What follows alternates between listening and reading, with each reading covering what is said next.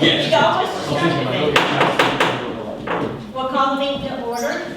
Roll call, Rusty, Here. Rich, Here. Harvey, Here. Ken, Yes, ma'am. Miss Stephanie, and Teresa. Is Stephanie coming later? Wrong, did I ask for wrong? No. Wrong. He's not there. Okay. Rusty, would you lead us? Be glad. If we all please bow our head, Heavenly Father, we thank you so much today for this community you give us, Lord, and then we just ask that the business we conduct here today, Lord, to be to your will, Lord. You've entrusted us with these assets, Lord, and community to your care, Lord, and we ask again that you would bless upon us your will. Ask you to be with our members that are not with us today, we'll bring them back to us safely. And I ask that you would continue to watch over each one of us and bring us back safely next week. And these things we pray in your name. Amen. Amen. Thank you very much. Moving on to public comments. Do we have any public comments? Hearing none, we will move on to the approval of the previous minutes. Has everyone had a chance to read them? Move approval. We have a motion to approve. I'll second. We have a second. All in favor? All right. Minutes are approved. Moving into new business. Kurt? So I have a couple pieces I just wanted to update trustees on, and I provided much more information in writing than I will verbally. But the first thing is I've been working with SMA on, we over the last few years, we did a massive push to build capacity for Marion County. I know Rich remembers the time when first responders came to us and said, we don't have beds. And that was our biggest issue for detox, for residential, and they were driving people out of county. And then over the course of the last 4.5 years, we've tripled plus, more than tripled the number of services and detox beds and outpatient services, built our outpatient medication-assisted treatment. So the great thing is, that's kind of the ideal model for how we can build a health improvement system that can serve multiple populations. So now that we've built so much capacity, we got together and said, all right, SMA, you already have a crisis response team that goes out. If you get a call from first responders or from the school system saying, hey, I have this individual who might be in crisis, might have a substance use disorder, might need to be Baker-acted, can you come out and evaluate them, maybe do a biopsychosocial assessment? But we talked about how do we take that capacity and expand it for more community needs. So one of the areas that we talked about just recently is how we take that crisis response team or mobile response team model and expand it for homeless needs in Marion County. So taking those resources, and we've already dabbled in this where we provide counselors for Open Arms Village and Hands of Mercy, but that's just the counseling aspect of it. Now it's tying them into other higher level services when they need it. So what we talked about is a completely integrated system where, let's say it's a first responder or the city's outreach team for homelessness comes across someone and they say, I really need your help, can you come here and do something like we do with substance use disorder where we can send a peer out or some other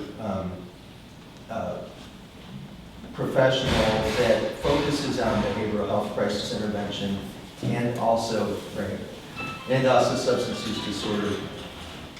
And we can tie them into the continuum of care and the homeless providers, but provide that wraparound service as opposed to waiting for, let's say, a homeless provider to call and say, hey, I have this person that keeps blowing their placement. It's hard for me to keep them housed. They're next on the list for me to take for housing, but they keep blowing their placement because they have some other underlying issue. So we talked about how do we build a system where we can be proactive and identify someone, whether they're on the street, unhoused, or if they are working through housing. So I just wanted to let you know this is something that I'm hoping to bring a model to you to evaluate and assess at the next meetings. And the great thing is, Jeremiah, who sits behind me here, actually operated a very robust system like this up in Alachua County a few years back. So we have some data and a model that we can maybe use here in Marion County. That is fantastic. Thank you. There's a car door that's open with blue Tesla in the parking lot. He just informed me. Can you close it? Are you hard drive? You're sitting right out there? Yeah. I'll take care of it. Thank you. I just wanted to ask if That's what anybody it else looks was like there. out of the suit that says the passenger door light open. Oh, Just push a button. Is it following me? it could be. Thank you. It's the tag. Notify everyone that, So how do you go, what's your first steps on that? I'm sorry. no, it's fine. So, I think it's unbelievable. yeah, so, what we had our initial meeting, the hospital district and SMA, talking about this model, and what services we would need. So I've already written a couple white papers and pulled some stats on interventions that we can put in place that are evidence-based here in Marion County. And then SMA is going to give me the model that Jeremiah utilized up in Alachua County. And that's why I'm going to bring it to you, and I'll have much more detail on that. So at the next meeting, I'll have a draft. That's great. Sure, it's going to be integrated with the substance use disorder Yep. probably, right? Yep, complete wraparound, but the difference is we actually go out and we intervene. That is unbelievable. That's the key that's missing right now. Of course. This is- Yeah. And then, the big piece would be integrating with the COC and the outreach team, so we're working together as opposed to against each other. Is there, I'm assuming there's a way to measure the results of us intervening? Yes. Yeah, somebody do that, yeah. Yeah, so not only the interventions, the conversion rate of getting people either into treatment or to their biopsychosocial assessments so we can evaluate them.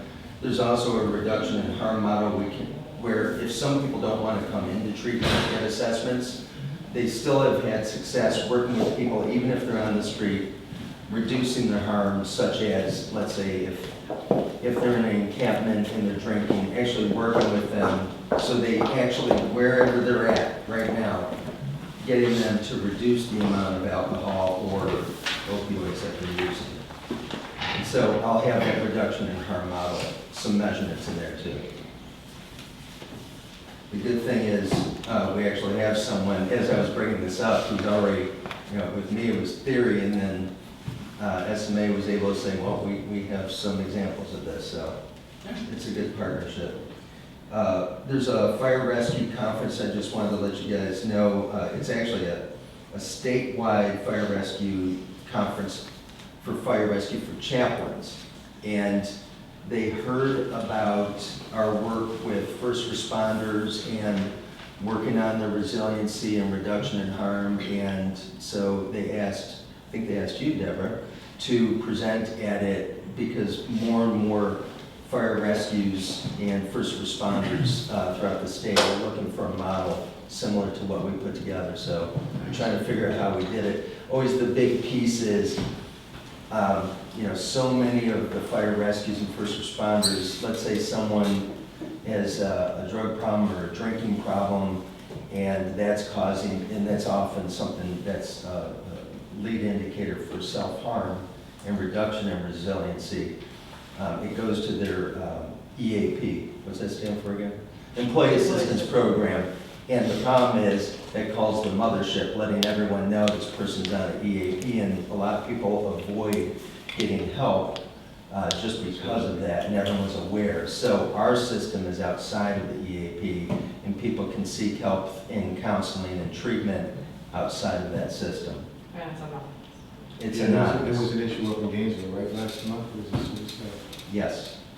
Yes. Is it through the chaplaincy program? No, our program that we have built together, we'll have to do a tour if you would like to do that, Mhm. is we have for first responders, we have two full systems. So we have one independent counseling firm, and Cali Consulting and Prevention.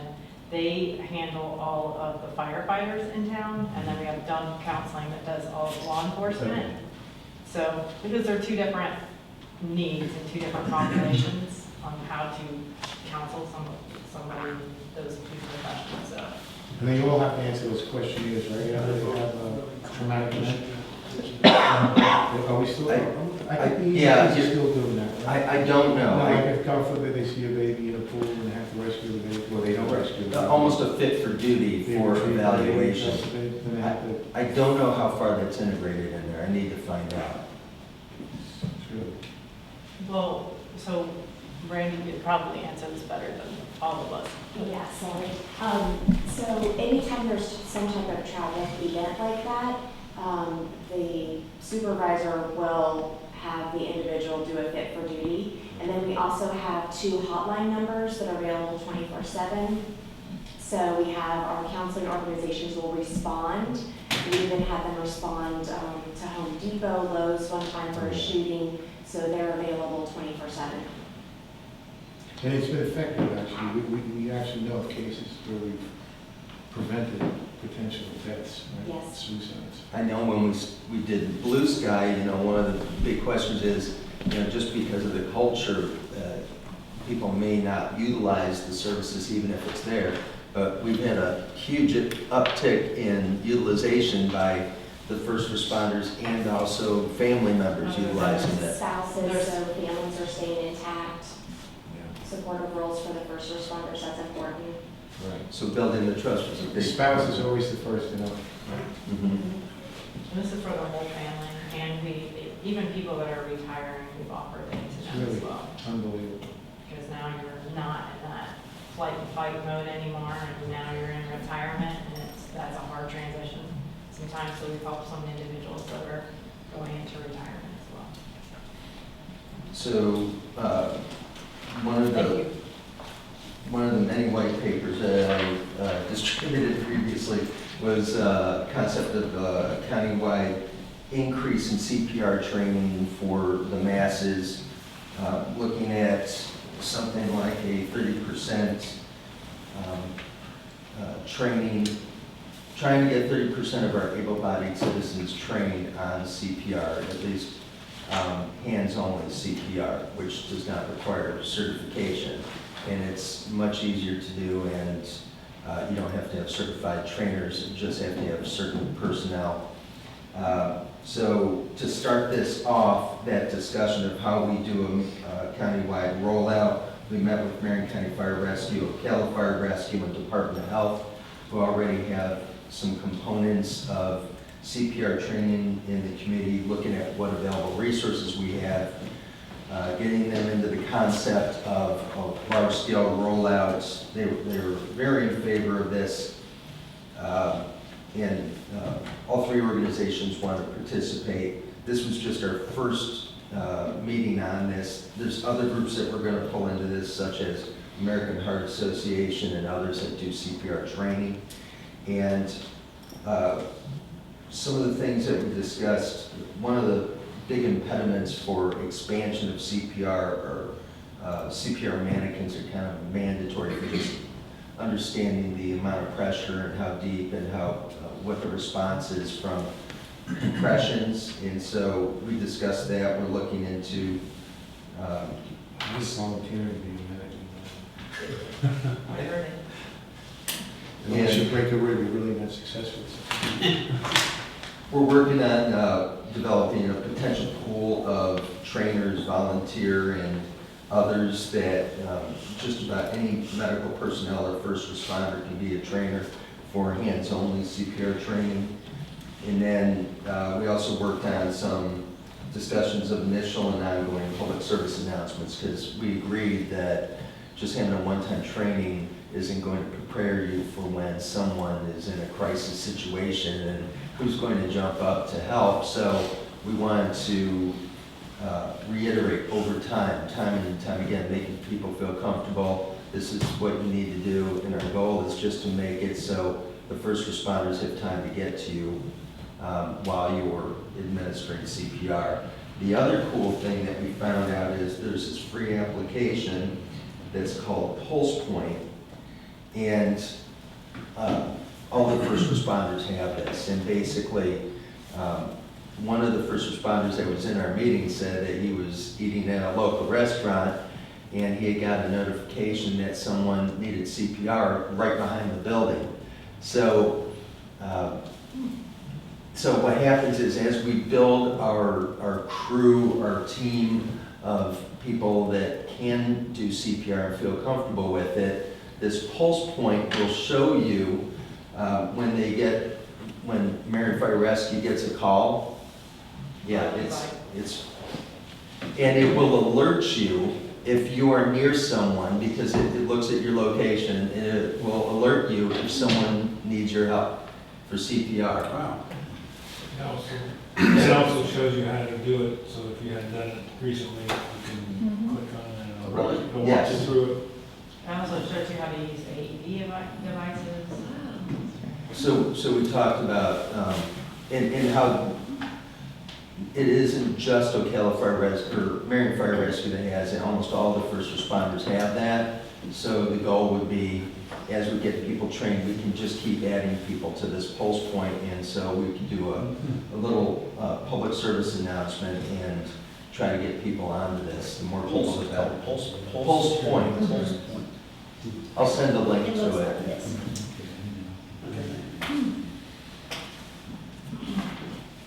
And then the other thing, we have two guests here, one that will help us out with a little demonstration, but one of our big pushes under our new category of trying to save lives for unintentional injuries is there's been a lot of evidence that the reduction in overdose deaths, a lot of it can be attributed to the distribution and availability of Narcan. It has not helped to the underlying issue of overdoses, but it has had a significant impact on overdose deaths. And so, It may actually increase overdoses, you know? That's kind of they have these Narcan parties. yes, Pretty however, Well, camp parties? Oh, yeah. Yeah, where You- so they- you They'll bring get people 6 back. addicts together, Yeah. and you trust one of them with the Narcan, and then the other 5 take as much as they can until one of them's dead, and then you rely on the guy that's not dead to bring him back to life, and then everybody knows how much they can do. Yeah, it's a bizarre concept, it's a perversion, a perverted use of Narcan, but at the end of the day, It's saving lives. yes.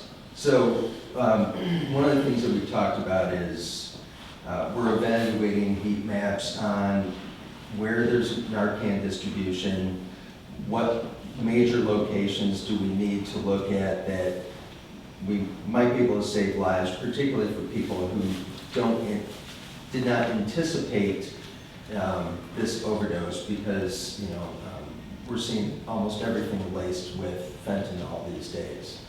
And so we worked with Dr. Gullett and Dr. Brewer from the Marion County Public School System, just talking about who has availability of Narcan on the schools, and that, let's say it's just with the resource officer at the school, they may not be in the area, or they may not be there for intramural. So we talked about how do we get it in the hands of individuals who we know are on campus and distribute more to professionals at school. So as part of this discussion, I wanted to bring in Jeremiah Alberico, who is the Senior Clinical Director of SMA, and he's going to give us just a little bit of background on Narcan, or naloxone. Narcan is the trade name. It's my show. Yes, bring it on. And he brought some. And here's the instruction. Your Vanna. All right. Go ahead.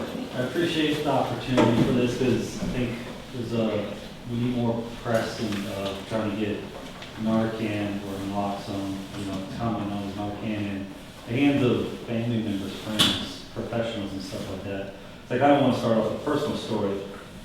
Several years ago, I was with my fiance at the time in a brand new house.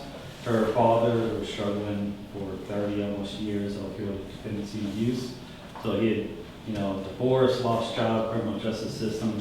So we were at the time like, hey, let's bring him in, get him in a healthy environment, help him save money, all that good stuff. And at the time, freshly licensed counselor, I was working with the homeless population. I was giving Narcan out almost every day like candy because of individuals I was working with. Never necessarily dawned on me, I need this in my own house. Until one day he didn't show up for dinner. My wife went into the room to find him, slumped over on his bed. She was calling 911. I ran in there, kind of CPR kind of kicked in, realized I've not really much of a pulse. So obviously he's alive. So what's going on? So I laid him down, flat on the ground, put my head to his chest, trying to see if there's any sort of movement in his chest, kind of check his pulse, put my fingers under his nose, kind of those basic CPR things, and kind of felt it as a shallow breathing. So then it dawned on me next thing, my dumb ass doesn't have Narcan. So this is the individual I need to be saving. I'm working with him every single day, but now I have an actual loved one in my presence, and I have nothing to get to him. Thank goodness EMS did an amazing job, showed up within 3 minutes. They immediately almost had to say like just another individual, just another overdose. They're so used to it. They got him, took him out to their EMS, and they sat there for about 5 minutes. So me and my wife honestly thought he was dead because we could see him through the window. They were just staring at him. What's going on here? They're not touching, they're not doing, they're not driving away, no lights. Come to find out, short and sweet, from our house to hospital, they had Narcan in 4 times because they had built up such a tolerance. So kind of the instructions I was going to give is you wait 2-3 minutes to see if there's any response by the person. If not, you do another Narcan. And that's what they were doing. They were watching, monitoring his breathing. They felt like that was more pressing than driving to the ambulance, but then you have the movement of the car and stuff like that. So they were watching them. So from our house to hospital was Narcan 4 times. And once he got to the hospital, another Narcan that was injected. So short and sweet, 5 Narcan to bring him back to life. So now he's doing great. Probably the healthiest he's been mentally, physically, spiritually in like the last 30 years. Of course, kind of new take on life, grandfather, all that good stuff. But again, that was an opportunity that could have easily been taken from me because me of all people didn't have Narcan in my own house. So that's what I was trying to say. This is kind of what I'm pressing with y'all is we are the ones that need Narcan, naloxone in our homes. I hear it all the time, vendor events, clients, family, friends. There's that stigma that, the people that need Narcan are the ones behind gas stations, homeless camps, crack houses, stuff like that. Statistically, that's not where Narcan is needed. 8% of those that overdosed in 2023 per CDC were actually in homes. 1 out of 3 were actually in the presence of another individual that did not have a Narcan. So again, it's pressing that these aren't people on camps or on the streets, they're in our own homes. They're prescribed medication, they're using it illegally, they're using heroin, they're using fentanyl, which is 50 times stronger than heroin. So definitely we are the ones that we need to kind of be focusing on. And I think a large part of that is just the education. What is naloxone? How are you supposed to use it? Where can you find it? Obviously, community not-for-profit, thanks to Lutheran Services and DCF, we have it.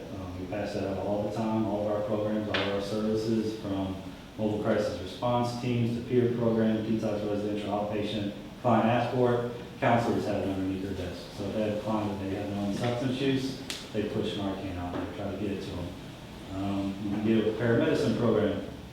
Not a big fan of it, but now you can get it at Walgreens, CVS, and even Amazon, $30, $45. But at the same time, I still believe in that because the average person in the household might not know that they can come and get it for free. So I would rather them have something, even if they pay $40 than nothing at all in their homes. So what exactly is naloxone? Like I said, commonly known as Narcan. We have the ones that passed out.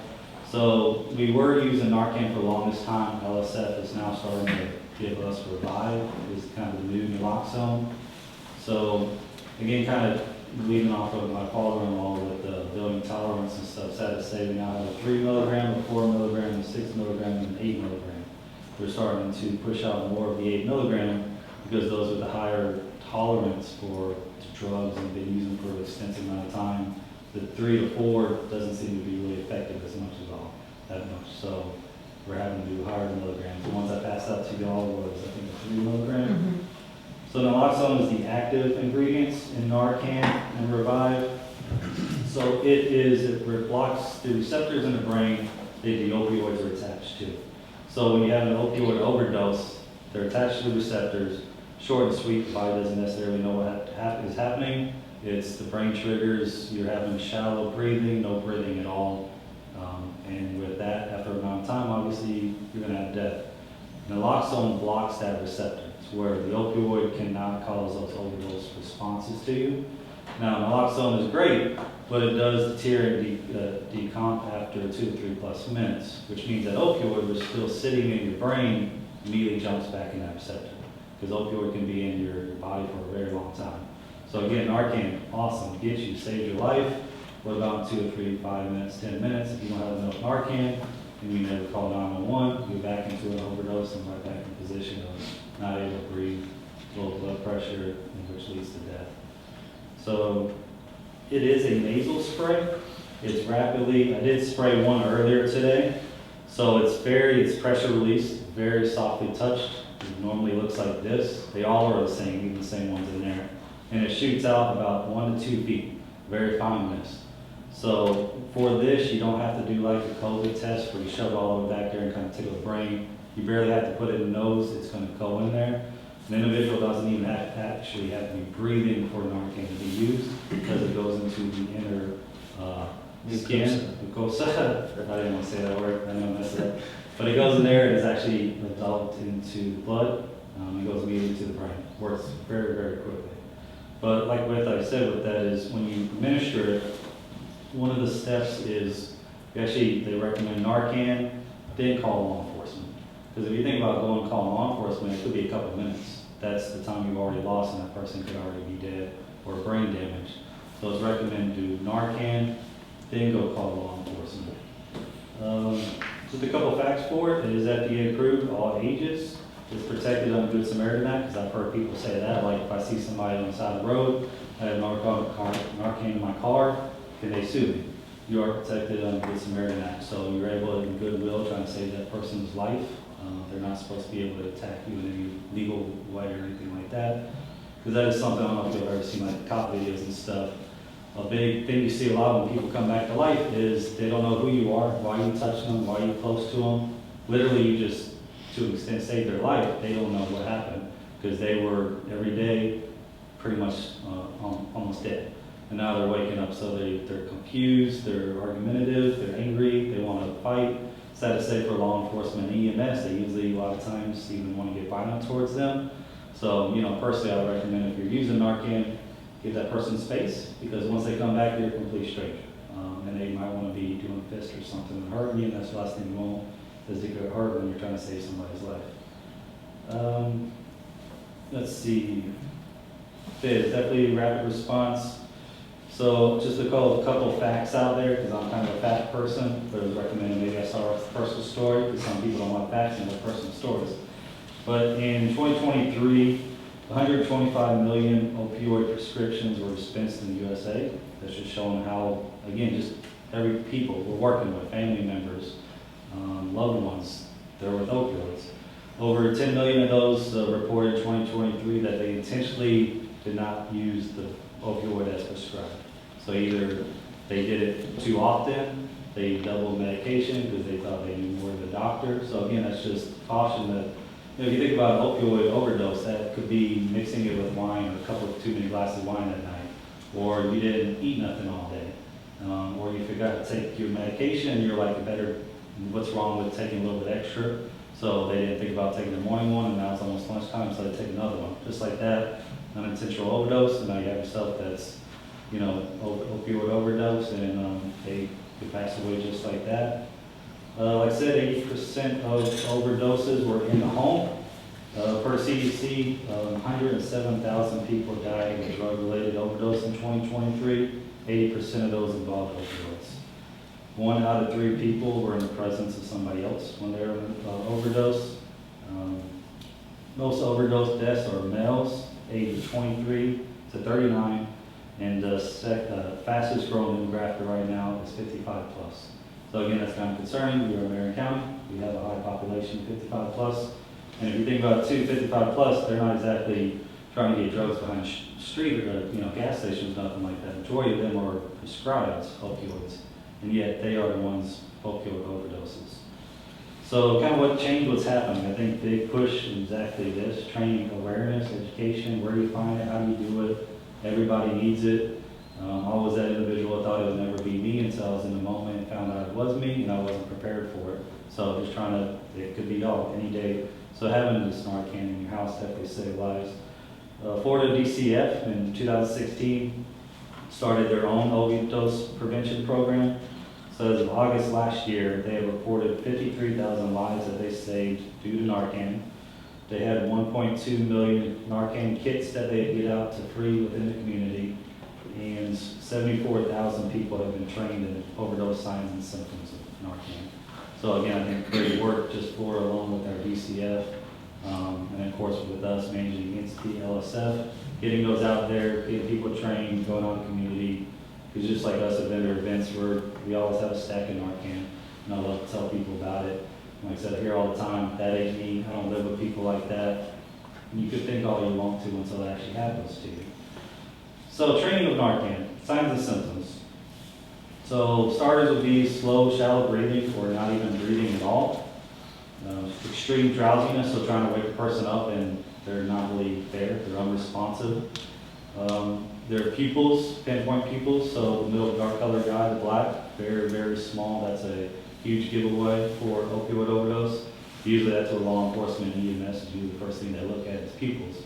Well, if their eyes are open, they can see pupils, because that's, like I said, you will know if you see an opioid overdose with very small pupils.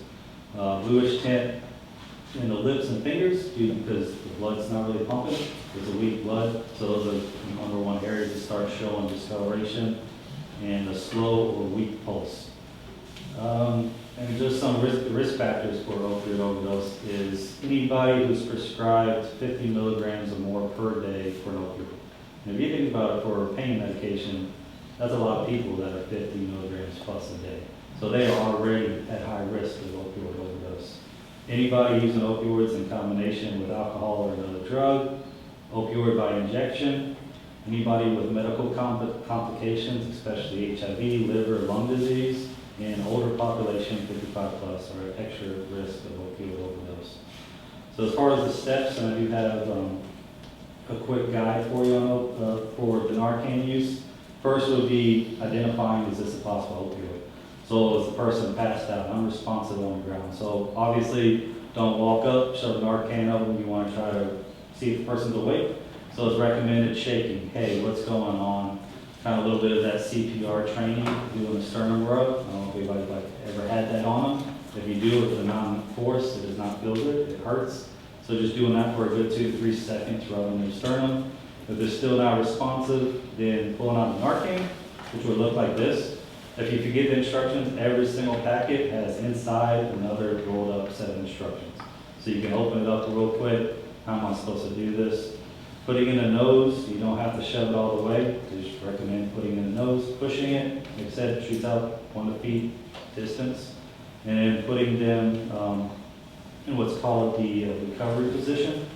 So if a person's flat on their back, and let's just say you're next to them, what we recommend is grabbing this in their hip and then pulling them towards you. And again, the instructions I'll give out is if you put, let's say you pull them like this, pushing this, and then putting your hand like this into recovery position. So now they're clear breathing way. With that, you can walk away. What I call law enforcement. A big reason for that is, again, kind of CPR training of what if they come to, but now they're throwing up. If nobody's there, now they're going to choke at their own throw up. So that recovery position, everything's going to come out to the side. Their breathing is open. It also helps with the blood circulation with opening the leg and everything kind of flowing, so they're not odd positions or nothing like that, kind of restricting your blood. After you call law enforcement, coming back and monitoring, 2 to 3 minutes if they're not responsive, another Narcan. Again, like I said, my situation, even if I did have Narcan, we're still blessed 3-minute response time, absolutely amazing. And we were kind of in the country, a little bit outside of the city. So not everybody's that lucky, even in the middle of the city, you might not get that quick. So just watching, monitoring, the same symptoms of they're not responding, they're still not breathing, shallow pulse, doing another Narcan, and keeping them in that recovery position until paramedicine comes and helps you. Does anybody have any questions? So if you misdiagnose them and you think they're overdosing, but they're not given Narcan, it's not even, what happens then? First question, if you give Narcan? When they don't need it? So there are no, again, it's protected by the Good Samaritan Act. There if they're not on overdose, and let's just say cleared breathing or something like that, Drunk and passed out. drunk and passed out, this will do nothing. And there is no, now, they say there is a potential side effect, which I think every medication has to say that, which is shaking, nausea, and sweating. Which if you think about it, if you're overdosed, you're gonna be feeling that anyways, but of course it's a medication, so they have to say it's possible side effects. But research shows if you give an Narcan and it was not opioid, there are no side effects where He's not harming others. you're not harming them, no sir. And they are really violent. I mean, that's something that can't be emphasized, right? They come up swinging, usually. How often has this happened in the school system? In the school system, Yes. I don't have specific numbers for the school system. Yeah, it's gonna be in the Yeah. school system too? Yeah. Sorry, man. I haven't, Yes. I haven't gone through SMA for that. I've been going directly through the school system. They have their Right. own behavioral health group that I'm gonna work with on that. Yeah. But I'll get that data for you. I'd say storage of your opioids, because kids are gonna get into it, either by accident or intentional, trying to resell pain meds. Yeah, well, the other issue with the schools is they're putting fentanyl in the weed. you know. Yeah. Yeah. Oh, yeah, it's Wasn't there a addicting. situation in Kick-ass Forest just weed. a couple of Yeah. weeks ago? Yeah, so these kids are thinking. Shelf life? 2 Shelf life years? for Things are great, or- 4 years. 4 There should be an years? expiration date. Really bad. This one has the 2027 on it. Yeah, it should be from production, 4-year shelf life. Recommended do not store it over 104. And I like to throw that out there because I always hear people, oh yeah, I got it in my car. In Florida, it's getting over 104, it's not good. So I highly recommend do not store it in your car. And keep it out of direct sunlight. Great. Thank you very much. Thank you. Thank you. Thank you, gentlemen. We do have more if anyone needs more. Okay. And the last thing, just wanted to let you know, a couple MCHD events coming up. Jessica, I'll let you do a better description than me about the 2 events. Absolutely, good evening. So our first event coming up is in March on the 29th, it's a Saturday. It's Community Home Project's annual community celebration. This is our second year hosting the event, and we'll be on site at Heart Academy from 10 to 1. We currently have over 30 partners that are registered to attend the event. 75% of them are our funded partners. It's a really great opportunity for us to share with the community everything we have going on, both at CHP and all of our pillars and everything that all of our partners are doing in the community. We do free health screenings at the event, so the cafeteria will be all of our health services. Also, Pella Fire Rescue's coming this year, and they are doing hands-only CPR for any individuals that would like that. We feed folks, we do group exercise sessions in the back area, there's kids events, first responders back, so a really great event. And then we also have coming up our annual fan celebration. It's our end of the year celebration. We go it from 5:30 to 7:30. It'll be on May 7th. We're doing it again this year at CF's Weber Center. This is a really great opportunity. We get all of our PE coaches, ag teachers, our teachers that help out with the gardens at the elementary schools, MCPS leadership, fans club sponsors, and it's a really great way to get together and celebrate their accomplishments from the year and recognize just excellence in their program. So I would encourage anybody who can come to attend the event. Thank you. You're welcome. So instead of operations next, we're going to do investments, if that's okay with you, Rusty? Yes, ma'am. Okay.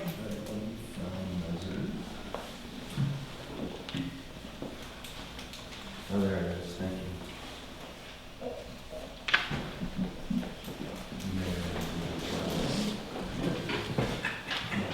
I'm a little slow on the up. She's covering you well. Go with it. Others, Jaden.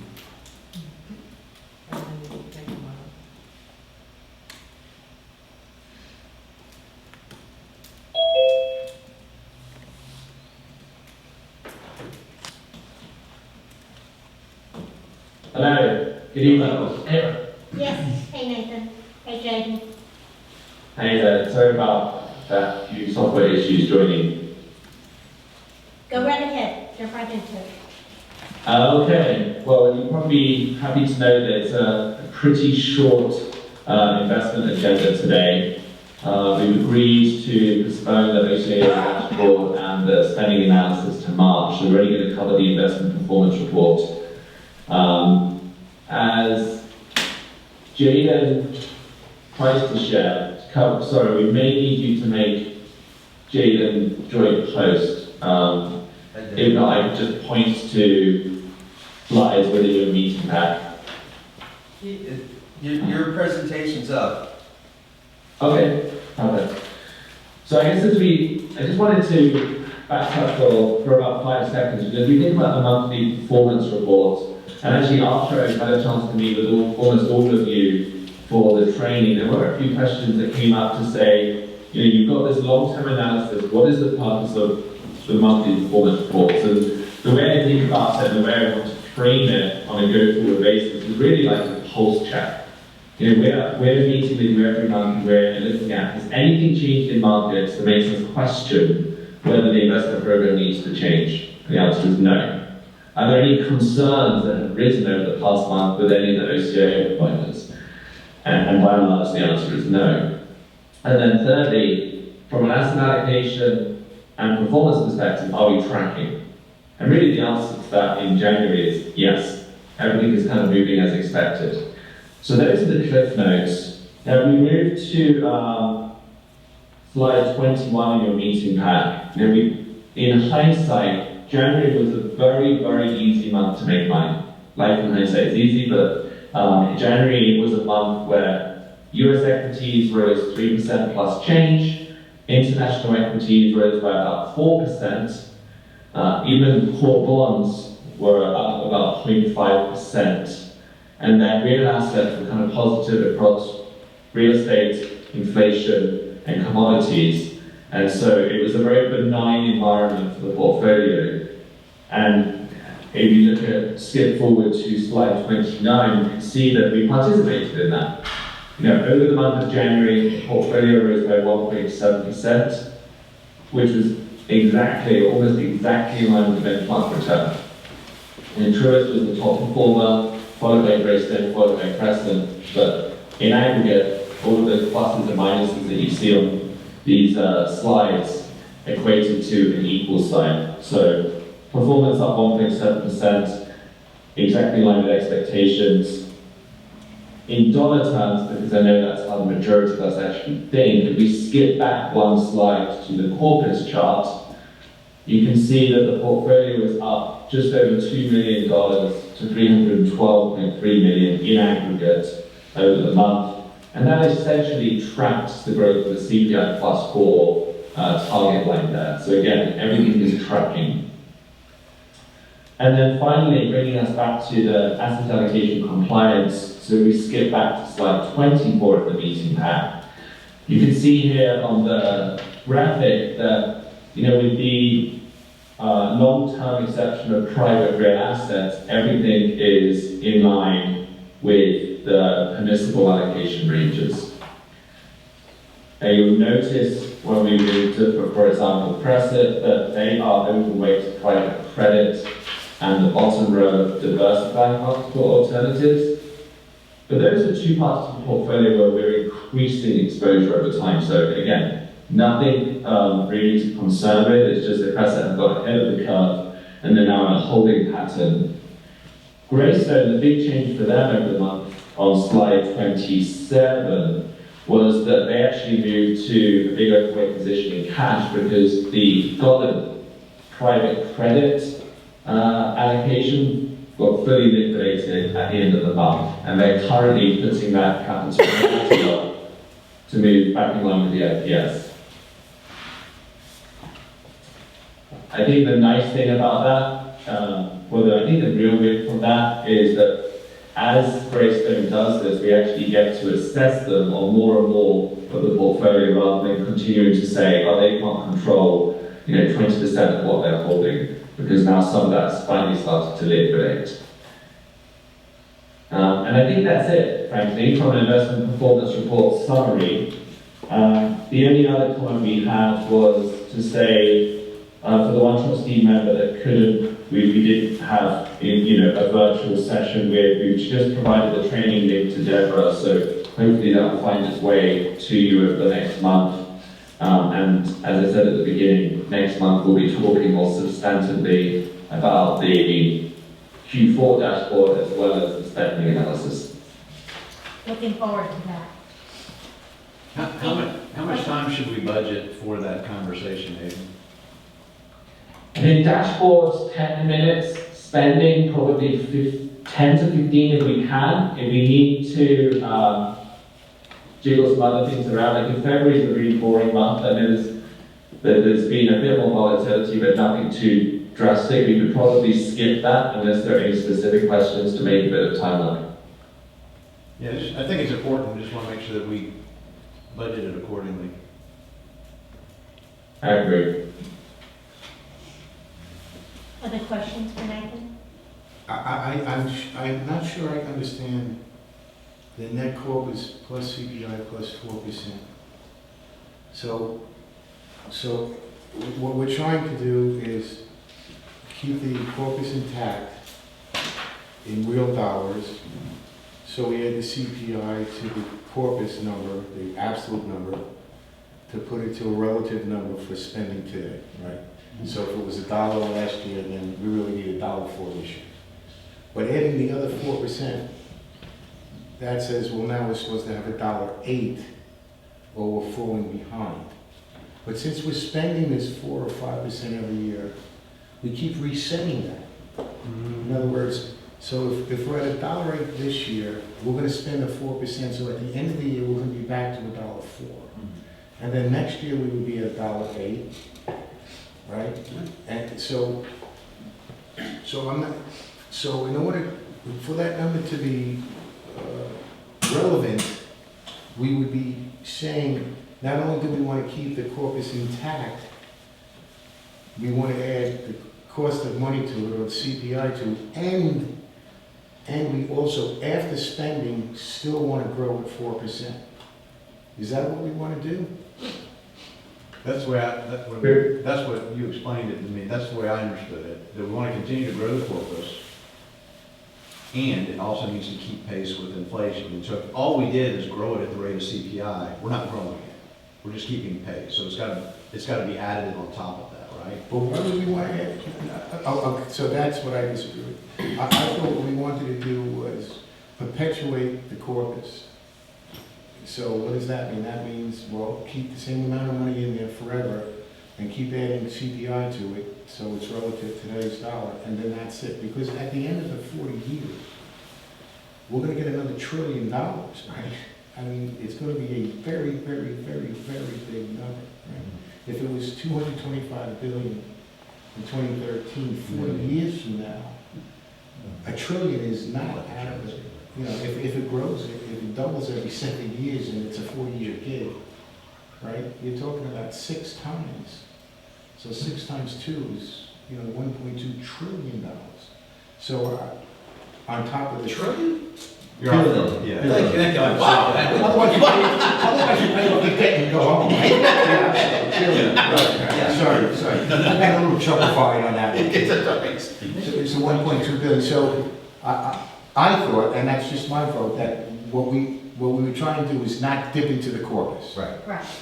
But if we're going by CPI plus 4%, we're not only not dipping into the corpus, it's unsustainable, first of all.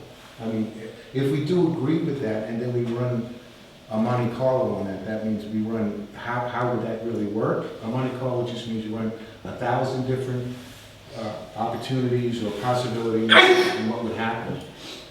We would have to spend nothing to be able to do that. So I'm not sure why we're tracking this corpus plus CPI plus 4%. That number's only relative until we come to the October 1st meeting and say we're going to spend 4%. And then we said that. That's my opinion. I'm interested in why Nathan sees that as an important number. Yeah, just a point of clarification. This chart, we're not double counting. So what we're not doing, let's say, throughout the fiscal year as we spend money, we're not taking money out of this individual blue line. The blue line is tracking purely returns. It's not tracking cash flows to say, it's almost to say that 341 million, 340.5 million in yellow if we weren't actually, we wouldn't have spent anything, but we would have achieved the target return, what would the dollar value of the portfolio be? Right, so why do we need to know that number, Dave? Now, in other words, to me, the red number is what we don't want to go under, right? The red number is just to say you returned, this is since 2014, right? So we're 10 years in. That 193 million that we received into this portfolio, the 2025 dollar equivalent of that is 257. So that's just the CPI. That's just CPI. That's not CPI. After we, but so the blue number though, and I don't want to beat this to death, but the blue number is how much the portfolio is worth after we spent money for the last 11 years, right? That's not how much it's grown, and we keep putting back what we spent. So it's worth $312 million after we spend about $100 million, roughly, right? So to me, that's saying we're above our goal of the 252 million. And so I'm understanding 252 million to say we started with whatever it was, 190, whatever the number is, and every year we add whatever the CPI. So if we didn't spend anything and we kept the money relatively with the same spending value, in other words, whatever we spend today is what we would have spent 14 years ago plus inflation, that number would be 257 million, or what, 257 million. But not only do we have 257 million, we have 312 million after we spent $100 million, right? Is that true, Nate? Yeah. So you're raising a good point, Rich. You're raising a good point, Rich. Let us look into this and probably clarify at the next meeting, if not in between.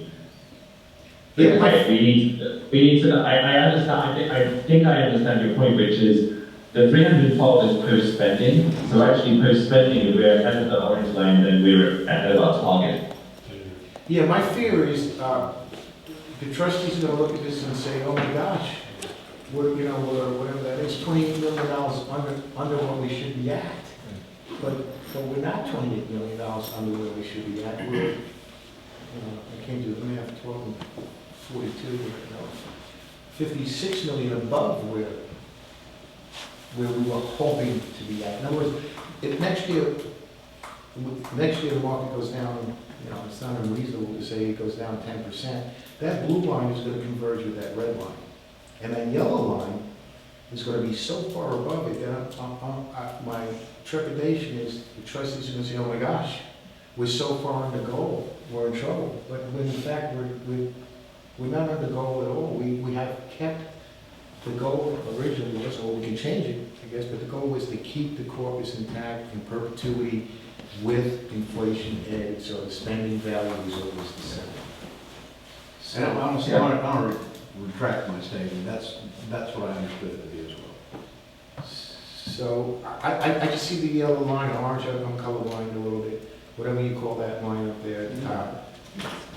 What color is it? Mustard. Mustard. So Colonel Mustard in the library there is an irrelevant number to me. But if it's not to you guys, we'll keep it there. To me, it's a misleading number. To me, if you give me 5 seconds, what do you think? I think we're on the go. Yeah, I mean, I made that note that, just from a budgeting perspective, the flip side of that though is through Q4 of 2021, we were exceeding, that benchmark that would suggest that either we weren't spending enough or The market. Or the market is performing. Well, I mean, yeah, it's just such, so COVID was not such an anomaly Yeah. from a market perspective, but it also goes to speak to the long-term trend of it, because, even though you had that big event, the lines are still converging, and so it's suggesting we're growing the fund at a little bit greater than a 4% rate, so, maybe it's something. 4 plus CPI. Yeah, right. Yeah, Yeah, I think we're growing, well, we know we will, right? Yeah. We're growing already at 7% with CPI, so, yeah. Anyway, that's the minutia of what I'm talking about. Whatever that's worth.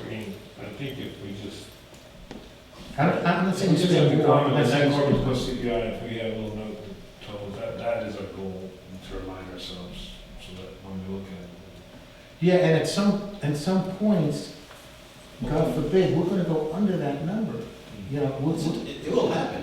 yeah, and what I don't want everybody to do is wait out and say, you Right. know, because the deal with the 501c3s are, you guys do the job you say you're gonna do, we're gonna give you the money we promised we were gonna give you. You don't have to have hat in hand, and like a typical government agency, what are we gonna get this year? You're gonna get what you were promised this year. I don't care if the Ukraine gives up half of whatever they give up. We're still gonna give you the money we said we're gonna give you. That's the only reason I bring that. Well, it makes sense to your point, Ken, and make, is to have what our goal is, so we can measure to our goal. Well, the goal's the orange line. Yeah, the bottom line is our goal. Our goal is the orange line, Yes. It's not to go below that. not to look below that. Yes. Right, but there's gonna be times, I'm gonna tell you, there's gonna be, you know, black swan events is the expression they use. There's gonna be black swan events. Like in 2008, where the water goes down 43%, that number's gonna go down. We don't need to wait out. It shouldn't trigger anything, we'll just be acknowledge where we So are. just more of an explanation Yeah. on the Which- part. Nathan, we did say we were gonna do Monte Cristo and all of this stuff, no? Yes. Monte Carlo. Monte Monte Carlo. Carlo. I'm getting hungry. And with the powdered sugar on the side. Yes, I'm Monte Monte Carlo, Carlo, sorry. yes. And, This is right. 4 years. But that should be that's like a half-hour deal for these guys. You plug in your assumptions, and they should be able to spit it out in a half hour. So we'll probably be here in about a half hour, Nate. You knock that out real quick? Well, he needs the assumptions. Right. Or, but we also set, last year or the year before, we set a policy, so when we're approving our budget, we had I forget what's triggers that, what was we talking about? Yeah, July 15th. August 15th. August 15th. I was just gonna say, I think they're revamping that calculation, so this chart will become much more relevant once they have the updated formula that they're gonna propose to you all, because then it takes, I think, into a 3-year rolling average. So when we have a slight below August 15th to 2025, if we're below the orange line here, it doesn't trigger a significant reduction in our spending like it would under the current methodology as well. It would require a sustained period of loss, market loss, would be my understanding, to trigger us to reduce spending significantly. To smooth that curve. Yeah. Exactly. So that'd be a 3-year rolling average? I don't want to steal their thunder. Well, that's just Nor do I know much enough about it either, so, The trick is to keep that buffer under discretionary spending, right? So that, then you just cut down the discretionary spending. Right. And you don't cut down all the plans. Okay. Yes, the spending review next month will look at both, one, the impact of the methodology, which is just exactly what Matt said, moving from 20 times to 3-year moving average using quarterly values. So think of it as a rolling 12-quarter average calculation.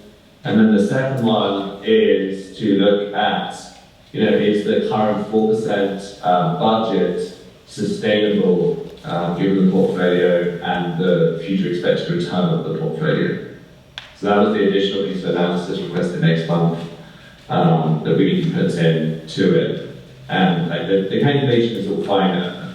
The trick with all of these things is garbage in, garbage out. So you need to make sure that the data you're putting in are the assumptions. But because there's 312 billion, there's actually a fairly large amount which has already been budgeted to spend and waiting for the programs to actually draw down the funds. So to avoid double counting, there's clean up there. But that will be a topic of discussion for next month.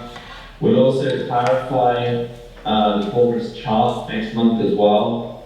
The difficulty that probably leads to some confusion here is, we haven't got perfect data going back over the 10 years. I mean, Truist is the longest standing OCA provider, And their net of fees since inception return is 595. So that's kind of the only data point that we have looking at a return over the 10-year period since inception and comparing it to CPI plus 4, which was, we have to kind of calculate what that is. We call it 6.5 and say, are those two numbers lining up? So our goal is to spend 4%, is that correct? Our goal is based on this model to spend somewhere between 4 and 5%, to keep us in perpetuity. Okay, and perhaps that's where the, the CPI plus 4 is, that's what but we're spending the 4, so your point would be we spend the 4 back down to where we, yeah, okay, got it.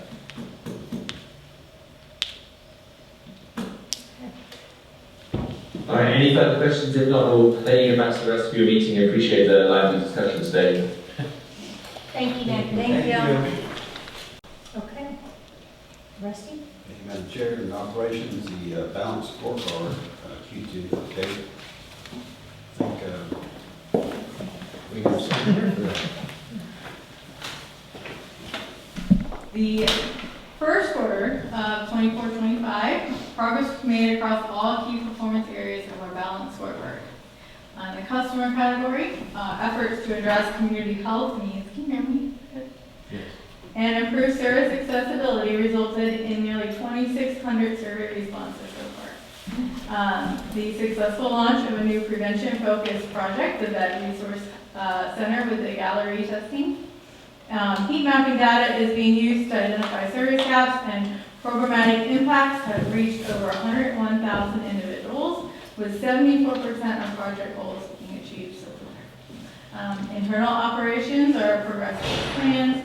Community awareness initiatives are on track, with each program approaching or reaching half of its annual impression target already. Compliance measures were upheld with 100% completion of grantee reviews and site visits done in the first quarter. Planning for the community-wide event that Jessica already talked about, that is scheduled for March 29th, 2025, is underway with confirmed participation from 75% of our funded projects and multiple community partners. And employee development, all employees have established their annual professional development goals, and over half have already met or are close to meeting their annual training requirements. Site visits to innovative programs aligned with our mission will be scheduled for later this year. From a financial standpoint, the hospital district has applied for a $1 million in domestic violence appropriation funds again. The funding, in addition, we worked with SMA to successfully secure 22 additional residential beds, which will help provide over $1.6 million of additional substance use disorder funds.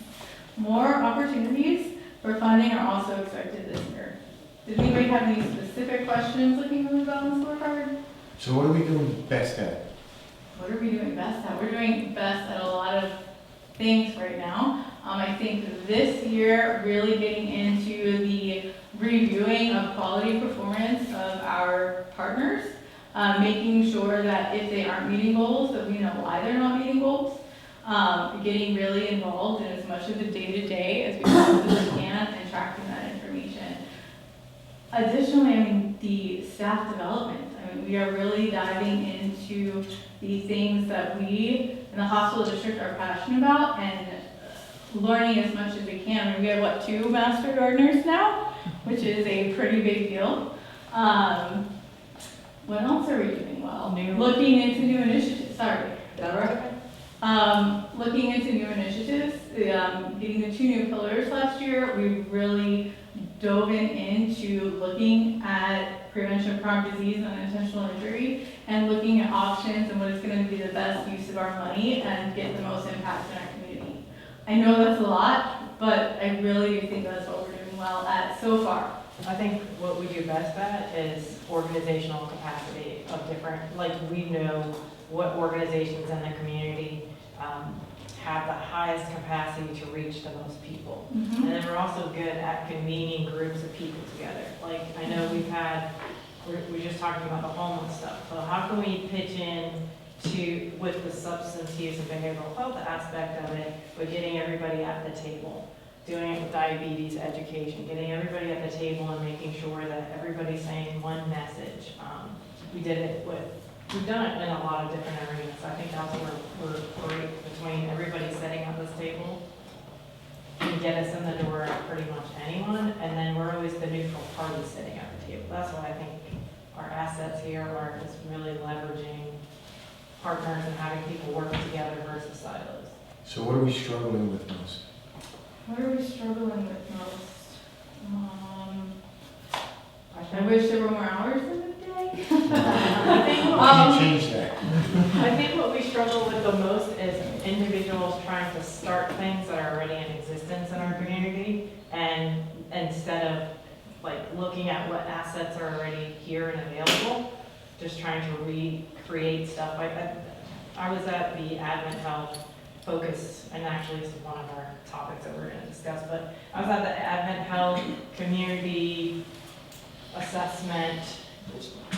Crystal was with me, and there was a bunch of individuals from all different nonprofits sitting in the room, and they were talking about, oh, we need this. I'm like, it is there. We have that. Or we're going to start this, or we have this list of resources. Well, there is already a resource guide. Like, people are reinventing things that don't need to be reinvented. So that keeps coming back to the COC thing, right? Isn't that their mission, exactly what you're saying right there? Their mission is to make sure that doesn't happen. That is in that homeless population. But not, like, in general, just like everything that we do, the inventory of what we do. Who's doing diabetes education? Who's doing, so we were talking about CPR training. Who's doing CPR training? We had Department of Health sitting at the table, Fire Rescue, Ocala and Marion County Fire Rescue sitting at the table. And what we learned at that meeting is the only person that's really doing it is Ocala Fire Rescue. And Department of Health is contracting with them. So how do we address that? That's what, we're getting all the players in the room, and we're trying to divide and conquer and get more people trained and more assets. So part of it is, Do we have a name for this venture? The Bean Cooley. No. It's the last name you use. Want to get no help? Use that name. so what we find is it's really unique that we sit in so many meetings where our community outreach and our marketing and community awareness, getting all these programs out there, it's crazy how we could sit in a meeting with someone from an organization that we work with, where we're finding even within an organization, they're not communicating among them, such as we found out that one of our first responder groups that we are providing and funding a program for resiliency, they came to us just out of the blue saying, hey, we wonder if you guys can be a resource to help us out. We're looking to start up this group that will help our first responders get substance use disorder and behavioral health treatment and counseling because they really need it. And this was a fairly high up person who, so that's a lot of what we battle, where people are creating something, and even with this issue with CPR, you get pockets of people who care about a specific population, such as Marion Fire Rescue. Their primary focus for CPR training is within the county, like the county personnel, but not outside. So they have resources, but it's focused on that population. So a lot of what we do, just like with dental, is find out, all right, let's erase this whole model. What resources do you have? Forget who you're providing the service to. What resources do you have? Well, we have all this training and these trainers, and we have these Recessa Andes that we can use. Okay, great. Who are you serving now? You're only serving that population. Great. So then once we lay it all on the table, we remap it out.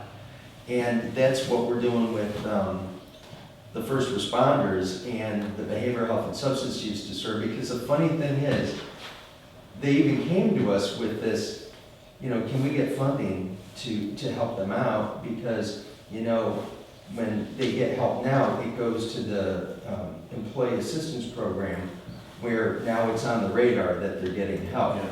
So a lot of what I'd say our biggest challenge right now is we've created these systems, we've created these solutions, but finding the most effective ways to get to that population to use it.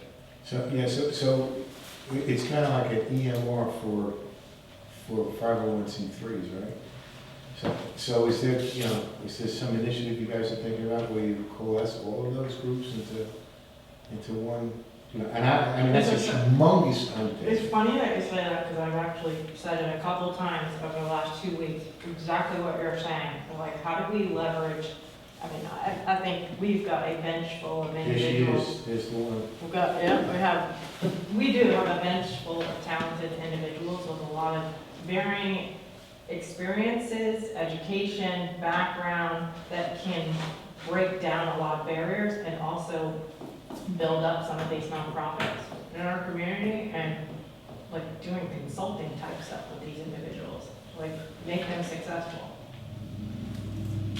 It's huge, but I mean, between that, this homeless one would be 2 huge initiatives this year that would have unbelievable results. And we see the same thing, you know, I think they have all the pieces for the homeless model. It's how it coalesces in who runs it, who oversees and basically charges it forward. So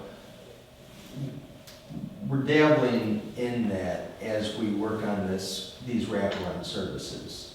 So we can try to get someone that we can ensure is competent, that takes the lead on this, that brings everyone together. Yeah, somebody's gonna have a big stick, you know, because this is like a fishing hole syndrome, right? Right. Everybody's got the little fishing hole and nobody wants to share it. Biggest issue. One of the things I think that Well, is in our addition to strength, educating everybody else as to what's out there. but our strength is that a lot of these people are coming to us that need something versus we don't have the need. We're in a different position, if you will, when it comes to the table. Huge position. Right. You're the funding.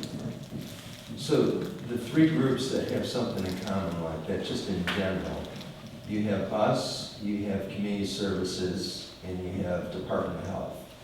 3 of which have different kinds of resources. That's why we often work together, because we're neutral, we're agnostic to the solution. You know, it's what is the best solution, because oftentimes, even with the community health assessment, we've found in the past, a lot of times when groups come together, they say, well, my organization is the best solution for this. We ran into that with behavioral health years ago, when, you know, there was kind of a vested interest in, well, I want my voice to participate here because I know we'll get funding. And I think one of the benefits that we have is we can look at it objectively without having any say or any, you know, we won't get any additional funding for it. So it's really, and I think that's why people come to us for breaking down the silos, because they'll say, look, you guys will be impartial, just like community services is. So back to the homeless, like the housing and homelessness, huge thing across, like last year, tell me what conference I went to again, and I presented with Florida Sharon. Association of Counties. You were very impressed with those people. I never can remember what, I think that are a bunch of acronyms, but I keep getting invited and participating. So after Cheryl and I did a presentation together, Cheryl Martin with Community Services, our presentation was keyed around this fact. They can find the housing dollars and the funding, but how do you keep the person in the house? That's the one thing, it's like stepping into lanes, I mean, they know about that. That is their shtick, that's what they know. They know about housing dollars, they know about how to build a housing complex, but they don't know about the behavioral health or substance use piece of why people are not being housed, right? So that was part of our presentation, and it got a lot of traction. So now they've got this work group across the state of Florida that keep dragging me to participate in, and I participate in it. But we're ahead of the curve in a lot of ways in our response to substance use and behavioral health. The fact that we have Beacon Point, everybody's like, "Are you kidding? How can we get one of those in our community?" Or we're just a light years ahead of people, even though it doesn't seem that way sometimes in a lot of ways. And No, it does. I certainly don't mean to No, I know. imply any of that. You know, it's going from great to greater, right? You know, Mhm. the fact that you got all that momentum and understanding, right, and it's institutional knowledge that most communities don't have. We really need to leverage that to try to figure out how to, this, you know, I sit in these meetings and you listen to the different 501c3s and all they are really are commercials. You know, they're just commercials for themselves, and they are not listening when someone else speaks, because all they're interested in is making sure that they're making an impression, you know. And I'm thinking, man, if we could just get all of them in, under some record, you know, where they can just pull it up, but, you know, I leave that to you guys. How do you draw down more dollars? Isn't just getting people onto the software. HMIS. It isn't just getting people onto HMIS and providers. What you actually have to show is a progression, almost a reduction in harm. That person that you're helping become housed or is in danger of losing housing gains skills or education, or it's basically a treatment plan. And that is what can draw down dollars. So how's that going with Saving Mercy? You know, are those guys participating with you?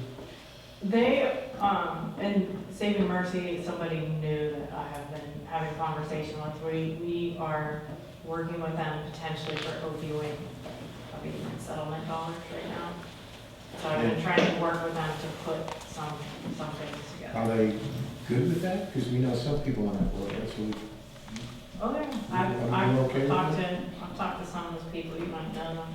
Yeah. That name. I've beaten up a few of those people. I've heard. The ones my brother said. Yeah. Right, marketing, I think. Yeah, that mentioned, look at the page 11 and 12, you'll see an update of our initiative for marketing. I think we took on this new marketing company about a year and a half ago. You know, I think it's fairly impressive, some of the results we've gotten out of that marketing effort. But yeah, you can read it for yourself. But it gives a pretty good breakdown of our overall performance and some of our KPIs where we are. It does appear that we're getting some impact from our marketing efforts in a variety of ways. So, any questions on that? Did they give us a price for this year? Mm-hmm. Yeah, we do. Yeah, I can't recall it is maybe a lot, but yeah, we just. Does anybody know what that is? No, that was No. last year. It's like twice. So- He's got it. He's what? Was there a vote on it, or was it? Mhm. Yeah. You voted twice. I did. 3 times. You're the first. No, it wasn't. You were getting your knee fixed. While he's looking it up, any questions? Matt, you looking that up?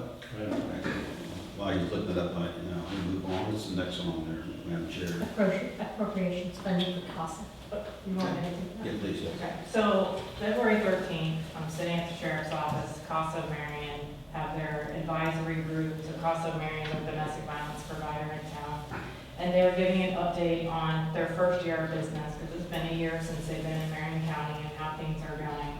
And one of the statements that was made at the table was that they may be struggling after this appropriation is done to continue to provide the same level of services and have the same level of staffing pattern. So one of the questions I asked was, did you guys apply for the appropriations funding that we had talked about? And they said, no, they did not realize that they could. Now, when we applied for appropriations the first go around, we applied for operational funds for multiple years. So we have to apply 1 year at a time. So we wanted them to apply the second time. So I'm texting Kurt while I'm at that meeting, and I say, hey Kurt, can you find out when appropriation applications are due? February 13th, he says, text me back, February 14th. Tomorrow. And I said, okay, challenge accepted.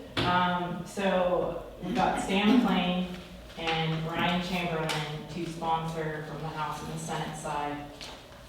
I went home, wrote the appropriations for both the House and the Senate, gave it to Kurt, he tidied it up, And we got it submitted by 6 PM that afternoon, so we got it in. That doesn't mean we're gonna get it, right? That just means we're. That doesn't mean that we're gonna get Has it. anybody Just get a spoken? chance to get it. Has anybody spoken to Danny? Chamberlain has like no cash available, right?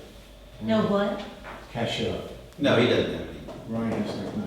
So Stan has. Stan does. Stan does. So you don't have to have, it's, the appropriations are different. You don't have to have it in both. So we were going to go with just Stan in the beginning, but we were increasing our odds just in case. But our best shot is to Did Danny Stan. Perez or anything, the speaker? We asked Stan's office who we should go with. Because Will Simpson is not there anymore, but he was a big fan of the last go around. And he's got a tremendous amount of strength, so he might be able to help you guys. And then it's up to DeSantis at the end of the day, Yes. right, to put. Yeah. And also part of that too is that, cost of Marion with their being a powerhouse in Marion County and Hillsborough, or Pinellas, not Hillsborough, Pinellas County need to work with the state of Florida to change the funding mechanism. I agree. And you guys have the strength to do it. So on this exercise you went through, is this something we normally would not do? They just dropped the ball, so we ended up doing it. Was their first year? This is their first year, they didn't know how to do it, they've never had to do it previously, and But never raise their hand to say how we do it, they just. Well, they got it the first year, Stan got it the first year. Stan did it Yeah. the first year. For us. But I But just, you had talked to them and told them they needed to Yes, apply. I did.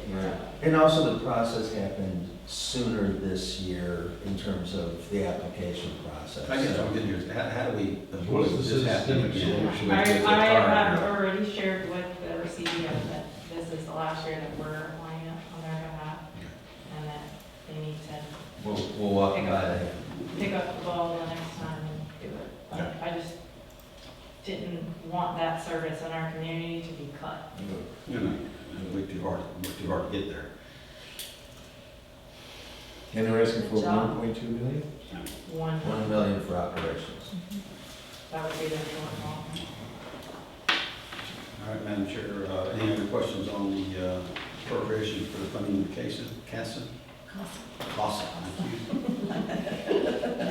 The next one, I guess, is legal. This is, I think, under consideration, this needs approval. This is for Mr. Counsel, legal counsel. Thank you, Rusty.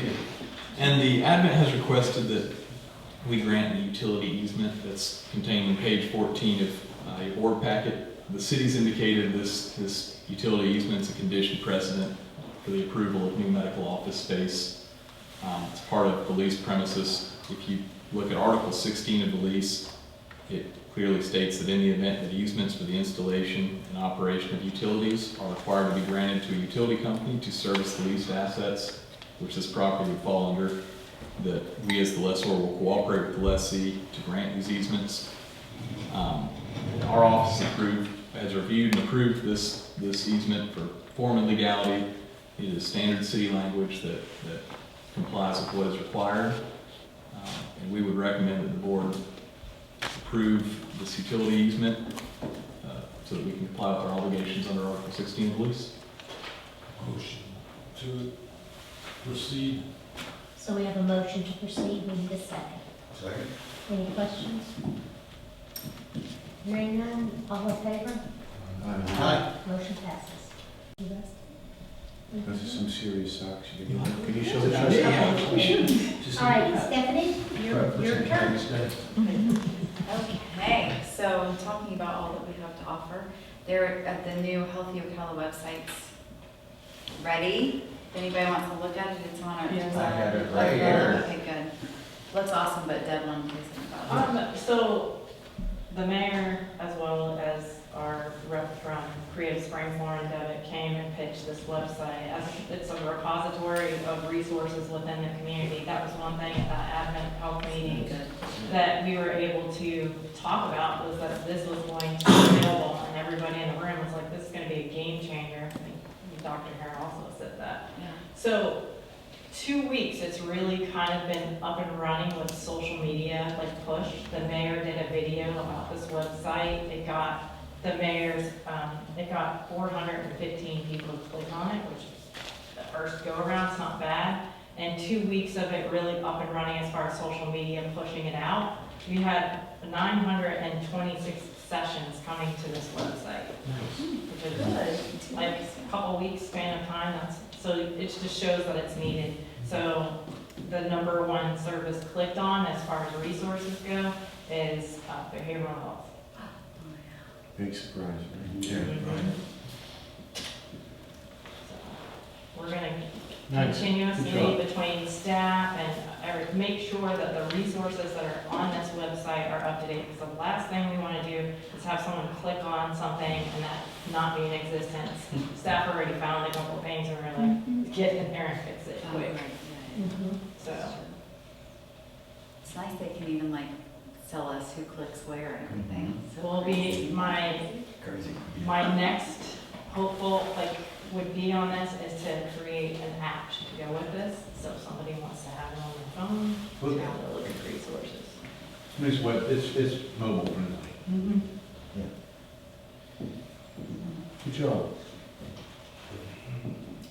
And then Brandy's gonna give us her Q2 updates.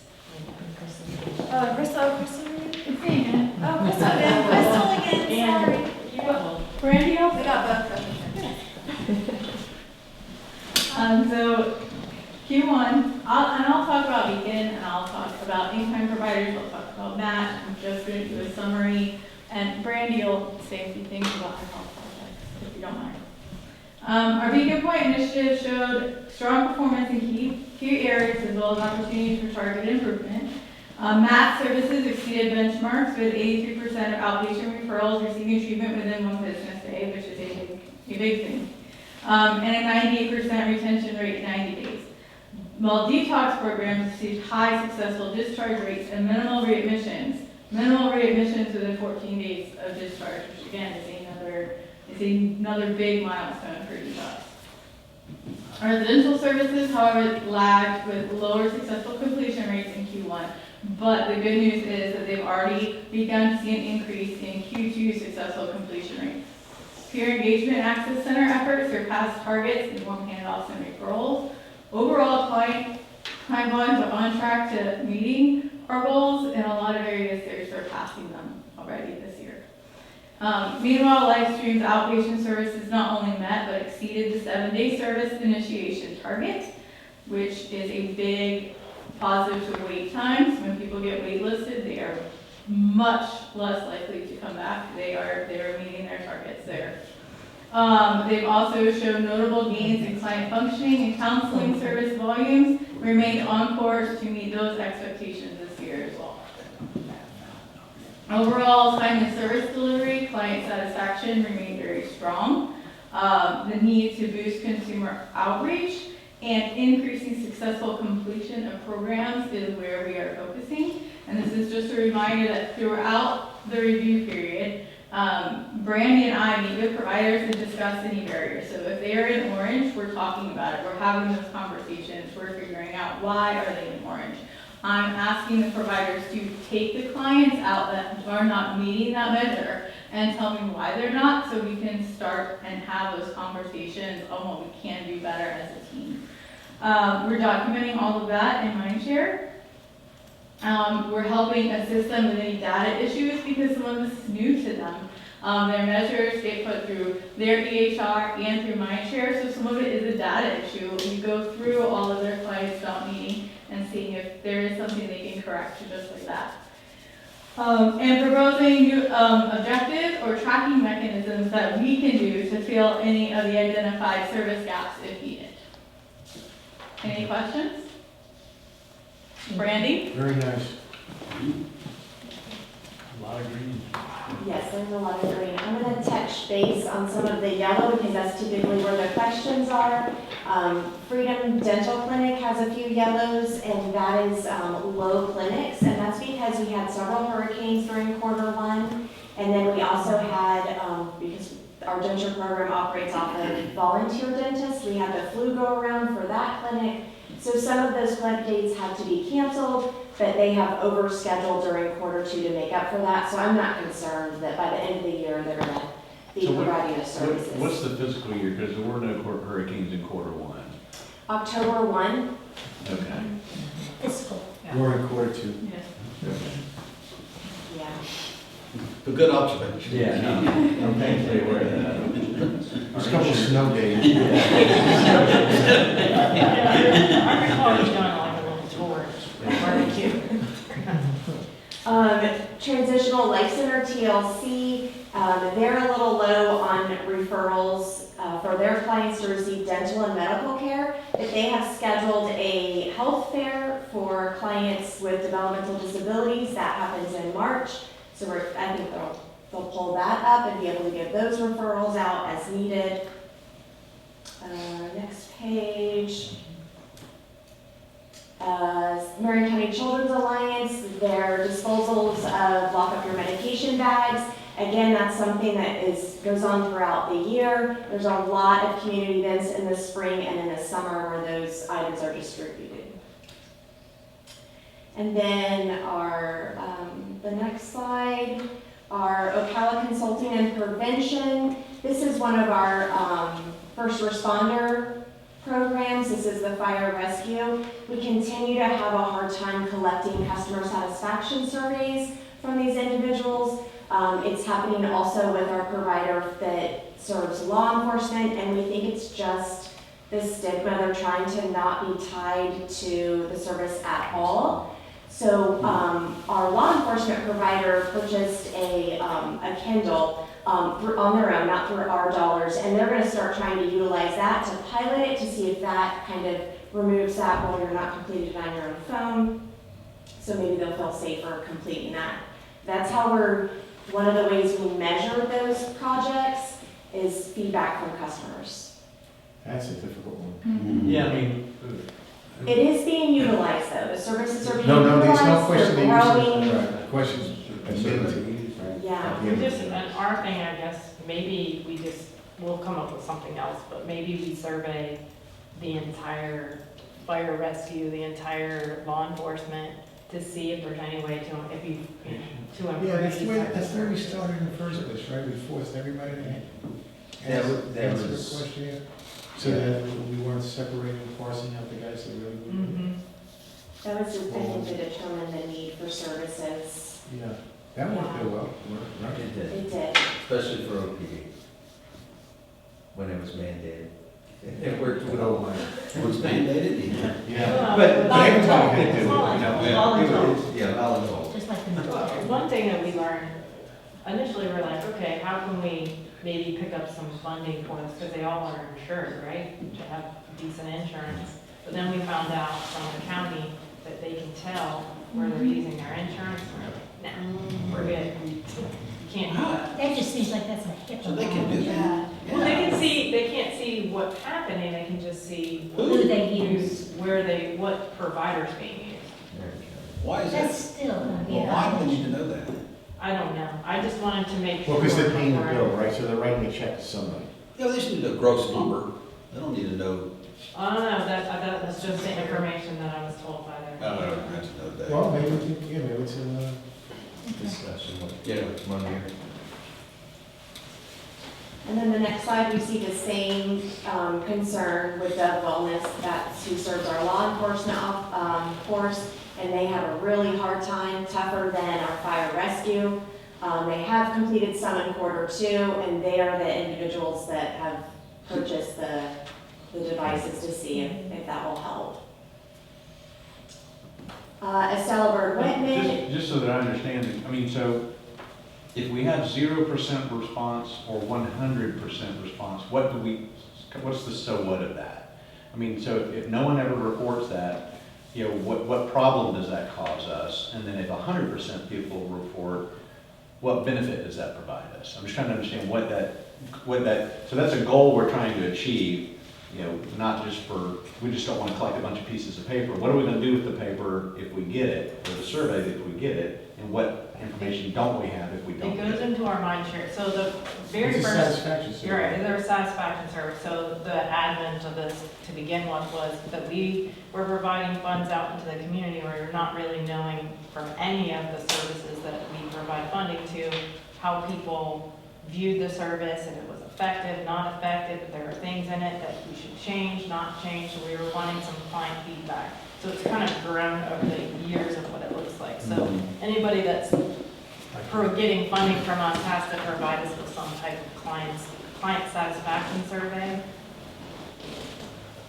Like you said, I mean. It may just be that one size doesn't fit all. Right. It doesn't fit this all. We set goals. Yeah. Obviously, if we can get feedback, it's gonna help us. Yeah. If we get this, you know, It just appears that the way we're asking for the feedback isn't working for certain organizations. So I think that we may need to take that into consideration next year and take. Or maybe set the expectation, we need feedback, you tell us the best way to get it, but this is what we need, as opposed to dictating the Marion County Hospital District Customer Service Satisfaction Survey. You fill this out. It's a link on it, yeah. So you bring up a good point, and that's really the purpose of the balanced scorecard, because we put down initial goals, and this tells us just what you did. It may or may not be effective, we might need to modify what we do, so that's a good point, and that's how we're planning to utilize it. And we meet with these two providers regularly, and that might be something that we bring up is, what is the best way to get information from these? And it could be from them in a counseling session, gathering information from them. Our guys all said they did good. It's Yeah. true. That's It's not, true. that's not the wrong answer, you're It's right. a difficult, Yeah. Yeah. We just have to keep trying, right? Yeah, it's a tool. The ultimate result is getting them there and getting them help. Yeah. But if we don't know, if they don't tell us that we're helping them, then the only way we can measure it is by asking them. I guess intuitively, if the number of people asking for help is increasing, it's fair enough to say you've been successful. Now, it would be great if they helped you dial down to what you're not doing right, and what you're doing right. But, I mean, like, if it keeps dropping off and less people are even asking for help, which that you do measure, right? Yes. Then that would be And they're a pushing. very broad indication in a way of They're pushing it, And pushing it. they're pushing, like the chief, like OPD, he's wanting this to work. Oh, yeah, he does great. They're so helpful and they, so anything, anything they can do to encourage, because, they all think they have to be macho. Has Billy filled that one yet? No, no. It's gonna be on chocolate pop. Okay, continue before we get Thank you. sidetracked. Okay, and then lastly, the Vet Resource Center, that's our newest project this fiscal year. It's off to a little bit of a slow start, but the cancer screenings began in January, so that's not reflected in this report because this is Q1. So that was a little slow, but I already know that they picked it up. Has anybody bought Grail stock since this started? I know, so. It's up 300%. Yeah. Just because we started this program? I don't know. It's I not bought it in August. I bought it in August when I heard about it, $8, it's like $35. It's grown in popularity across providers. GRAL Yeah. on an NASDAQ. Any questions? Did we buy? Thank you. Wait, any other questions? All right, thank you. I think that's it, but Brandy and I have been busy going to all these fun places, and if you guys have not been to like Freedom Clinic lately or the Celebrate Whitman, it's like so cool. Like, it's amazing what we have in Marion County. Now you know why I'm jealous. Took my spot. You can come with, well, you can. No, Okay. I can't hang out with you anymore. All right, Matt? All right, thank you. Earlier there was a request about the creative screens and what our budget is for that. I think the budget is a little convoluted because they pay for like advertising through third parties too, like Facebook and Google and things like that. But we estimate the budget at about $185,000 for the year, and I think they're on pace to be under that. We'll see if it's cyclical or if it spikes at any given point, but They're not the only people that go to. They're not getting all, they're not getting all the $185,000. no, correct, yeah, their portion of that Family is not. time. Yeah. 3.2, review. Okay, before I get into the financial statements, just an update, the audit for the year ended September 30th, 2024 will be available in draft form. I will meet with the trustees to discuss that individually before our March meeting, where they'll be presented by the audit firm as well. All right, in the packet, beginning on page 55 is the interim financial report for the hospital district through January 31st, 2025. Included in that presentation is the what we're used to seeing, the balance sheets and then the governmental statement of operations or income. Obviously, the balance sheet and the statement of operations, statement of income were driven by the investments, as we found out earlier from Wilshire. The investments performed extremely well. Investment values are up a little over $6 million during the period of January 2025. With regard to the expenses, they are being paid, the expenditures being paid in accordance with the budget. We have no unbudgeted expenditures, and we're not on pace to exceed any budget line items or the budget overall. Any questions about the financial statements as presented? No, we do see acceptance. I've got one question, it really doesn't have to do with the financial statement, but the numbers are on the financial statement, and it generated a question. So on the balance sheet, we've got Greystone, Truist, and Crest that are the three biggest assets that we have. They house all of our investments, $107 million, $103 million, $101 million. I was just, in an attempt to keep things simple, if on an annual basis we balanced those numbers, I don't know if you can or you can't, but it sure would be easy to tell which company's doing better for you at the end of the year. You know how they do in aggregate ones? We get that sheet. Yeah, no, we get that. I just, They were all even at one time. Mm-hmm. Yeah, the only problem with that is you're punishing the guy that's doing well, because he's getting paid a percentage of the assets under management. Fair enough. Fair enough, yeah. Other Move questions? approval. We have a motion. We need a second. Second. We have a second. All in favor? Aye. Motion passes. Thank you, Matt. Thanks, man. Any old business? All right, so we have an open discussion period. So Harvey, let's start with you. Do you have anything you want to talk about, bring up? So mainly the reason I asked for that was so that we all get calls from different agencies wanting to pick our brain, because we're trustees, to see if we can, come listen to what they got, and then, we've been instructed and encouraged to push them back towards Deborah and Kirk, and but the only time we ever could talk about it is here. So I was just trying to make sure. Last month I had something I wanted to bring up, and I don't want to beat that dead horse, but if we do this, it'll help us do that. So like if we get those calls, and we want to kind of the one I came in with somebody the other day with Deborah, and we went through like the CPR stuff, and we talked about that, and Deborah's talked to staff, and they're working to see what they can do and to see where it falls in pillars and all that. And I feel like if we do that as a board member, then turn it over to them and let them decide, and then they can come back and give us their feet. But we get those calls probably more than we want, but at the same time, I feel like we have to listen, because if we don't, we're not really being open. And so I just want to be able to, at the end of the meeting, there's one that somebody wants to bring up. I know there's a couple that are out there. I know what's the one that me and you were talking about the other day about hospice. So, that one's out there. I know a few of you have called about the community food bank. His compassion. So all those things come out. I just don't know when a good time to maybe just discuss them openly is. I know we can go through Deborah and Kirk, but I know sometimes it's hard for us all to have different opinions. And I'll just say one thing. I want to make sure that we all understand it should be making our lives easier, because we do get called many times about this project and that project. And listening to them, there's not a thing wrong to listening to what they want you to hear about. And then I normally just say, okay, so the next step is, Yeah. you need to reach out to Deborah and Kurt so that they can walk you through the steps to see if it fits in the pillars. And so that's what I say, I guess my question comes up as, so then they get stuck having to go back and talk to all 7 of us to see, you know.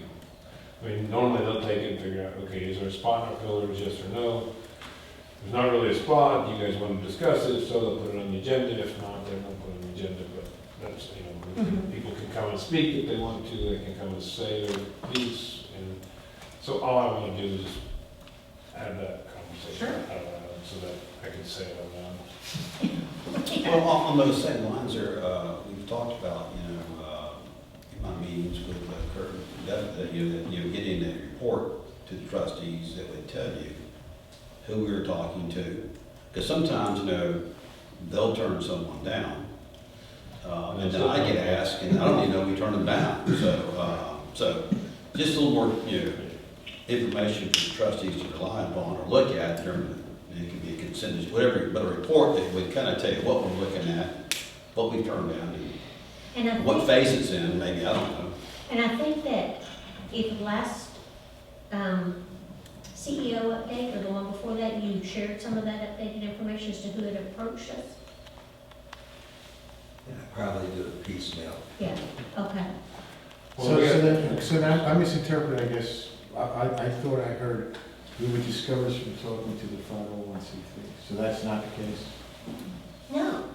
Okay. No, I'm it's glad. never been the I was disappointed when I heard that. No, it's never been, that's not how it was Okay, discussed. so like it's okay to go to lunch with them and talk and advocate for them?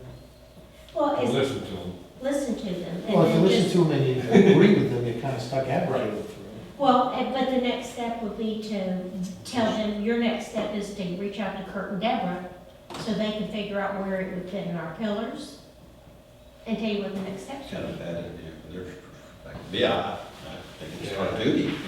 I thought so. I really thought so. It would be like a commissioner saying, speak to Monique. You know? No, Yeah. no, that Okay, was good. not, I'm glad- that was I'm not glad. ever how it was presented. I didn't understand it that way, so I've been talking to them. Yeah. And I know, and definitely, it should also be, when I say all this, I should also say our praise report is that our staff does such a great job. Yes. We turn them over, because even the ones that aren't necessarily in our pillars, they go the extra mile to help Find a home. team them up and partner. With other groups in the community, And, right. and every time, you know, Deborah's the one I lean on the most, or I'll give you all the praise, you can pass it around. She's everybody the else. Well, she does all the work anyway. And sometimes, you know, I always find another funding stream for pretty much everybody. So the flip side of that though is that, so if someone, you know, if they think that, okay, I need, you know, they call everybody. they do. You know, and, you know, so, you know, I guess that's the flip side. If it's not a fit and, you know, we all will individually come to that conclusion, it feels like a waste of time. And so, I don't know what the balancing point is. You know, so if something was questionable to me or I didn't care to look into it, you know, I would probably have less interest than if it were something that I felt like was a better fit, you know. I guess that's the balancing point. I don't know Well, yeah, I think, when to say sure, when to say, you know. I think we can always receive the information, pass it on, and then get feedback. And at the end of our meeting, like today, let's say there's one that I was really hoping would find its way in, and it didn't, I could bring it up tonight and say, where do we stand on this? Can you tell everybody else what you figured out, so that those of you that hadn't met with those people would at least know what was going on? So very, very helpful. And that was also all. everybody That was my understands that was my thought process. the multitude of people that come and do ask. Right. Yeah. Because a lot of times they ask each of us individually. Yes. And I don't know if they talk to Harvey or whoever else. Well, because they're hoping that they know that we have the ask that we're allowed to do. You know, they know we have the different tools. So sometimes they're like, well, would you consider being the lead on this and ask this question? And I'm like, I'll listen to what you have to say, and I'll call Deborah and Kurt, get an answer, see what they say. If they say it doesn't meet the pillars, then I'll say, okay, tell me why I should. And then I might come in here and say, you know, what do we got to do? I don't want to use any of those names or put them on the spot. But let's just say ABC company is really cool, they don't meet our pillars. So I might come in here and, when you say open, I might say, you know, ABC Pillar doesn't meet our pillars, but they're a great organization and it really helps the people that we help. So we may need to open up the discussion, and I'd like staff to go further, but it can't just be me, it's gonna have to be the whole group to say that. And that hasn't happened, but that could happen, right? I mean, that was my thought process. Yeah, completely. Because you run such a tight ship, like if we crack that gavel, we're out of here. Yeah, it's just an open discussion for anything, not even Yeah. on the Yeah. 501c3s, right? Thank you. No. Any other discussions? Quick walk on, so we take these home, is there something on this boardable that we need to do? So Kimberly is gonna send out an email to everyone with your login information and. Well, you'll receive a request. So that we're still learning this, I am too, but you'll receive an email request to create an account. That way you can create a login and a password. And then communications will start for board meetings and things like that, will start to come through Wordable for you. And we're gonna put like our budget in there. Well, why would you choose the same password as the balance scorecard? You can. You can can choose. choose. I That's your guess I choice. could set it up. Yeah. Now I know you're kind You don't know your own password, do you? One thing I know everybody who does it. right. One thing that we have not done, and I can't believe we got this far into the meeting. Don't we record didn't- We did not introduce our new employee. Oh, yeah. What? So they normally give about a 10 or 15 minute speech, just tell us about yourself. What's your favorite colors? So Crystal, want to make an introduction to your new employee? Yes, this is Sarah Osraker. She just joined us 2 weeks ago on February 10th. She is very excited to be here. She comes from CASA.